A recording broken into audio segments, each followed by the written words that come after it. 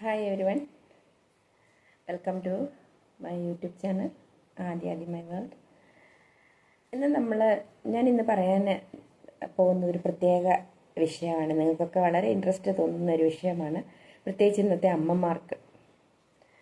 എന്താണെന്ന് ചോദിച്ചു കഴിഞ്ഞാൽ, നമ്മളൊക്കെ ഇംഗ്ലീഷ് കേട്ടാൽ മനസ്സിലാവുന്നവരാണ്, കുറച്ചൊക്കെ നമുക്ക് സംസാരിക്കാനും അറിയാം. പക്ഷേ നമുക്കത്ര ഫ്ലുവൻ്റായിട്ട് സംസാരിക്കാൻ ഒരു പ്ലാറ്റ്ഫോം കിട്ടാറില്ല എന്നുള്ളതാണ് ഒന്നാമത്തെ കാര്യം, അല്ലേ? അപ്പം നമ്മുടെ കുഞ്ഞുങ്ങൾ ചെറുതിലേ തൊട്ട് അതായത് എൻ്റെ ഒരു ഹാക്കാണ് ഞാൻ പറയുന്നത്. ഞാൻ നാഗാലാൻഡിൽ പോയ സമയത്ത് എനിക്ക് ഭാഷ അറിയത്തില്ല. ഞാൻ കുഞ്ഞുങ്ങളോട് പറഞ്ഞാണ്, ഞാൻ എൻ്റെ മക്കളോടെല്ലാം പറയുന്ന ഒരു കാര്യമാണത്. ഞാൻ കുഞ്ഞുങ്ങളോട് സംസാരിച്ചാണ് അവിടുത്തെ ഭാഷ പഠിക്കുന്നത്, നാഗാമീസ് എന്ന് പറയുന്ന ഭാഷ പഠിക്കുന്നത്. അപ്പോൾ ഏത് ലാംഗ്വേജ് നമ്മൾ കുഞ്ഞുങ്ങളോട് പറയാമെങ്കിൽ അവർ നമുക്ക് തിരുത്തി തരികയും ചെയ്യും, നമുക്ക് നാണക്കേട് തോന്നത്തുമില്ല. അപ്പോൾ പ്രായമുള്ള ഒരാളിനോട് നമ്മൾ പറഞ്ഞു കഴിഞ്ഞു കഴിഞ്ഞാൽ നമുക്ക് തോന്നും, അയ്യോ ഇത് തെറ്റാന്നോ, തെറ്റായി പോകുമോ, അങ്ങനെ പറയുന്നേ, ഇങ്ങനെയൊക്കെ നമുക്ക് മടി തോന്നാം.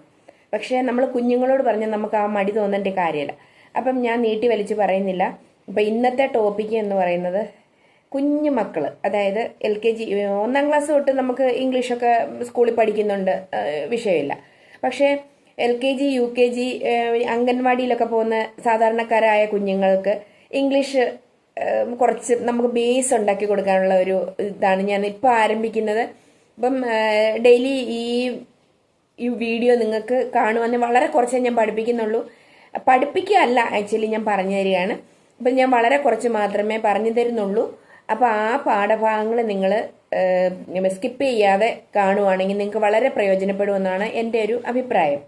അപ്പം ഒന്നാമത്തെ കാര്യം എന്ന് പറഞ്ഞാൽ, നമ്മൾ ഒരു ദിവസത്തിൻ്റെ 3 നേരങ്ങൾ അല്ലെങ്കിൽ 4 നേരങ്ങൾ നമ്മൾ അവരെ പഠിപ്പിക്കുക എന്നുള്ളതാണ്. അപ്പം ഞാൻ രാവിലെ കുഞ്ഞുങ്ങൾ എഴുന്നേറ്റ് വരുന്ന തൊട്ടുള്ള, അതായത് 3 വയസ്സൊക്കെയുള്ള കുഞ്ഞുങ്ങൾ അമ്മമാർ കിച്ചണിലാണെങ്കിൽ അവർ നേരിട്ടിങ്ങ് വരികയല്ലേ ചെയ്യുന്നത്.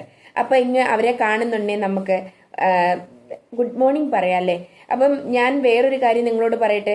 നമ്മുടെ ഇംഗ്ലീഷ് എന്ന് പറയുന്നത് എവിടെ ചെന്നാലും തിരിച്ചറിയുന്ന ഒരു ഭാഷയാണ് നമ്മുടെ ഇംഗ്ലീഷ്.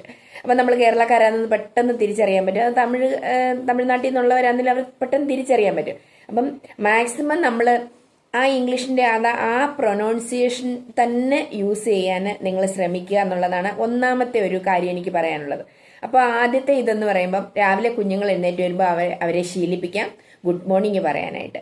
ഗുഡ് മോർണിംഗ് അല്ലേ, നമുക്ക് കുഞ്ഞുങ്ങളോട് പറയാം ഗുഡ് മോർണിംഗ് മോനെ, ഗുഡ് മോർണിംഗ് മോളെ എന്നുള്ള രീതിയിൽ നമുക്ക് അവരോട് പറയാം. അപ്പോൾ 1, 2, 3 ദിവസമായി കഴിയുമ്പോൾ ഓട്ടോമാറ്റിക്കലി അവർ നമ്മളോട് പിന്നെ ഗുഡ് മോർണിംഗ് പറയും.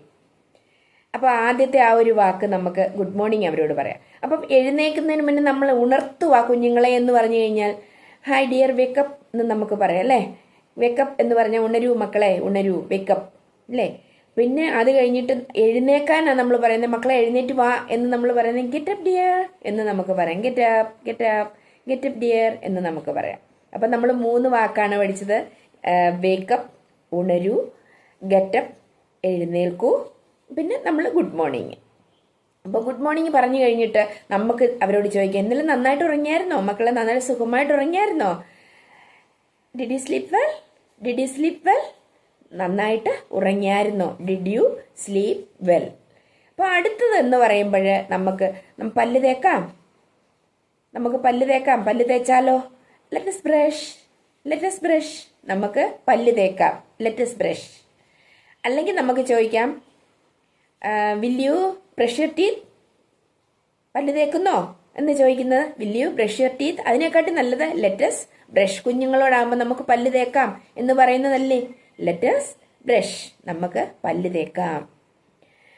എന്നിട്ട് പിന്നെ അടുത്തത് നമുക്ക് പറയാം, അവരെ പല്ല് തേച്ചിട്ട് നമ്മൾ തന്നെ ആയിരിക്കും പല്ല് തേപ്പിക്കുന്നത്. പല്ല് തേച്ച് വന്നിട്ട്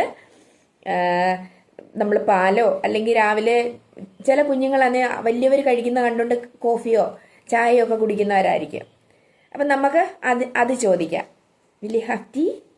will you have milk? Will you have? Have എന്ന് പറഞ്ഞു കഴിഞ്ഞാൽ കഴിക്കുന്നോ. ഈ ഹാവ് ഉണ്ട് എന്നുള്ള അർത്ഥമല്ല. ഹാവ് ഇവിടുത്തെ അർത്ഥം എന്ന് പറഞ്ഞു കഴിഞ്ഞാൽ കഴിക്കുന്നോ. നമ്മൾ കഴിക്കുന്നതിനും കുടിക്കുന്നതിനും ഒക്കെ ഹാവ് എന്ന വാക്ക് യൂസ് ചെയ്യും. Will you have? Will you have? കുടിക്കുന്നോ? Will you have your tea? ചായ കുടിക്കുന്നോ? Will you have your milk? പാല് കുടിക്കുന്നോ? Will you have your coffee? Coffee ആണെങ്കിൽ നമുക്ക് അങ്ങനെ പറയാം. വിൽ യു ഹാവ് എന്നെങ്ങനെ പറയുന്നത്? വിൽ യു ഹാവ് എന്ന് പറയാം. അപ്പോൾ അത്രയുമാണ്. ഞാൻ കൂടുതൽ നീട്ടുന്നില്ല. ഇത്രയും നിങ്ങൾ ആദ്യത്തെ ദിവസം നിങ്ങളൊന്ന് നോക്ക്, എങ്ങനെ ഇരിക്കുന്നു എന്നൊന്ന് നോക്ക്. അഭിപ്രായങ്ങൾ പറയണേ. കൊള്ളാമെങ്കിൽ കൊള്ളാമെന്ന് പറയുക, അല്ല ഈ ക്ലാസ് ഈ രീതിയിലല്ല എങ്കിൽ അല്ല എന്ന് പറയുക. അപ്പം ഞാൻ കൂടുതലും ഉദ്ദേശിക്കുന്നത്, എനിക്കൊരു ചെറിയ കോൾഡ് ഉണ്ട്, അതുകൊണ്ടാണ് ശബ്ദം ഇങ്ങനെ ഇരിക്കുന്നത്. ഞാൻ കൂടുതലും ഉദ്ദേശിക്കുന്നത് യങ്ങായിട്ടുള്ള അമ്മമാർക്കാണ്. യങ്ങായിട്ടുള്ള അമ്മമാരെന്ന് പറയുമ്പം ഇപ്പോഴത്തെ അമ്മമാർക്കെല്ലാം വെൽ എഡ്യൂക്കേറ്റഡ് ആണ്. അമ്മമാരും അമ്മൂമ്മമാരും അപ്പൂപ്പന്മാരും എല്ലാം തന്നെ. അച്ഛന്മാർക്ക് പിന്നെ പഠിപ്പിക്കാൻ സമയമുണ്ടോ എന്ന് എനിക്കറിയില്ല. അപ്പം പ്രത്യേകിച്ച് വർക്കിനൊന്നും പോകാത്ത അമ്മമാർ നമ്മുടെ കുഞ്ഞുങ്ങളെ പഠിപ്പിക്കാൻ ഉദ്ദേശിക്കുന്ന അമ്മമാർക്ക് വേണ്ടിയിട്ടുള്ളതാണ് ഈ ക്ലാസ്. അപ്പം നിങ്ങൾ സ്കിപ്പ് ചെയ്യാതെ ഈ ക്ലാസ് കാണുക. അഭിപ്രായങ്ങളുണ്ടെങ്കിൽ രേഖപ്പെടുത്തുക. എന്നെ എല്ലാവർക്കും അറിയാം, എൻ്റെ കുഞ്ഞുങ്ങളുടെ അമ്മമാർക്കൊക്കെ എന്നെ അറിയാം. അപ്പം നിങ്ങളുടെയൊക്കെ അഭിപ്രായങ്ങൾ രേഖപ്പെടുത്തുക.